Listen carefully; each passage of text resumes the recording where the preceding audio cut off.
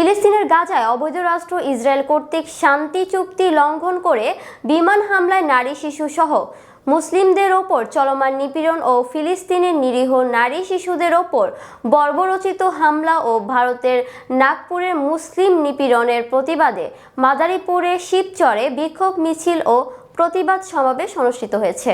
শুক্রবার বাদ জুমা শিবচর মডেল জামে মসজিদ প্রাঙ্গণে সর্বস্তরের তৌহিদি জনতার ও শিবচর কেন্দ্রীয় জামে মসজিদ প্রাঙ্গণে উপজেলা ইসলামী আন্দোলন বাংলাদেশের উদ্যোগে এই বিক্ষোভ মিছিল ও প্রতিবাদ সমাবেশ অনুষ্ঠিত হয়।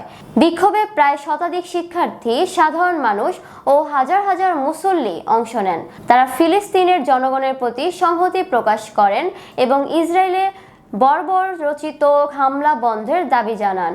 প্রতিবাদ স্বরূপ বিক্ষোভে অংশগ্রহণকারীদের হাতে থাকা প্লেকার্ড ও ব্যানার ছিল। বিক্ষোভে বক্তারা বিশ্ব সম্প্রদায়ের প্রতি আহ্বান জানিয়ে বলেন, বিশ্বের সকল মুসলিম দেশগুলো যেন একতাবদ্ধ হয়ে ফিলিস্তিনের জনগণের পাশে দাঁড়িয়ে এই নৃশংসতা বন্ধে কার্যকর ব্যবস্থা গ্রহণ করেন। তারা বলেন, নিপীড়িত মুসলিমদের পক্ষে দাঁড়ানো শুধু ধর্মীয় নয়, এটি মানবিক ও নৈতিক দায়িত্ব। বিক্ষোভ থেকে সকলের প্রতি আহ্বান জানানো হয়, সবাই যেন ইসরায়েলের পণ্য বর্জন করে। ইসরায়েলের পণ্য কিনে কেউ যেন নিজের টাকা নিজের ভাইদের হত্যা করতে সাহায্য না করে। উল্লেখ্য, সম্প্রতি ফিলিস্তিনে সংঘটিত ভয়াবহ হামলায় হাজারো নিরীহ মানুষের প্রাণ হারিয়েছে, যার মধ্যে শিশু ও নারী সংখ্যা উল্লেখযোগ্য। এর প্রতিবাদে বিশ্বব্যাপী বিক্ষোভের অংশ হিসেবে মাদারীপুরের শিবচরে বিক্ষোভ ও মানববন্ধন অনুষ্ঠিত হয়েছে। বিক্ষোভে উপস্থিত ছিলেন শিবচর উপজেলা ইসলামী আন্দোলন বাংলাদেশ সভাপতি হাফেজ মাওলানা মোহাম্মদ জাফর আহমেদ, ইসলামী যুব আন্দোলনের সভাপতি হাফেজ মাওলানা মাহফুজুর রহমান ঢালি সহ অনেকে। শিবের লিঙ্গ পাওয়া গেছে, আর একটা মসজিদ হয়েছে 500 বছর আগে, তো লিঙ্গ এলো কয় বছর আগে? ছাগলের বাচ্চাগুলা এই দেশে হিন্দুদেরকে আমরা জামায়া দূরে রাখতেছি, ঠিক কিনা বন্ধুগণ?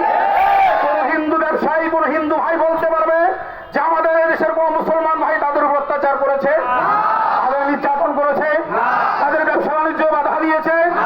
শুধু তাই নয়, আমরা হিন্দুদেরকে এই দেশে আগলিয়ে রাখতেছি, আর আপনারা আবার মুসলমানদেরকে নির্মম ভাবে হত্যা করবেন, এটা আমরা মেনে নেব না।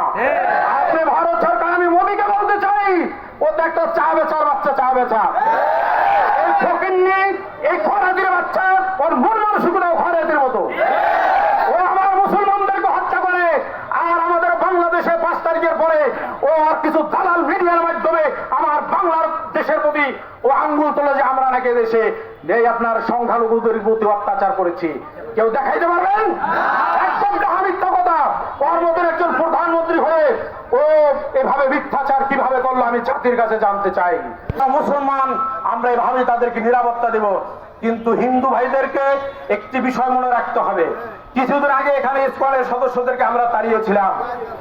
দুঃখ বিষয়, পরিতাপের বিষয় হলো ভারতের বিভিন্ন মিডিয়া আমাদের বাংলাদেশের বিরুদ্ধে অপপ্রচার করেছিল, কিন্তু আমি হিন্দু নেতাদের পক্ষ থেকে একটা বিবৃত পাই নাই যেখানে যে তারা বলেছে না বাংলাদেশের কোন জনগণ আমাদের হিন্দুদের উপর অত্যাচার করে না। এটা শিবচরের কোন নেতাই বলে নাই।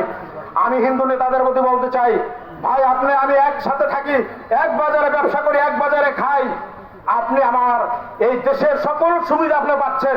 মুসলমান একজন নেতা যেভাবে সুবিধা পায় তার থেকে বেশি সুবিধা আপনি নিচ্ছেন। আপনার মনের মধ্যে ভারত প্রীতি থাকার কোনো দরকার নাই। বাংলাদেশের প্রীতি ঢুকান, বাংলাদেশের ভালোবাসা ঢুকান। যে দেশের টাকা পয়সা আপনি খাচ্ছেন, আপনি পড়ছেন, সেই দেশের ভালোবাসা আপনার অন্তরে ঢুকান।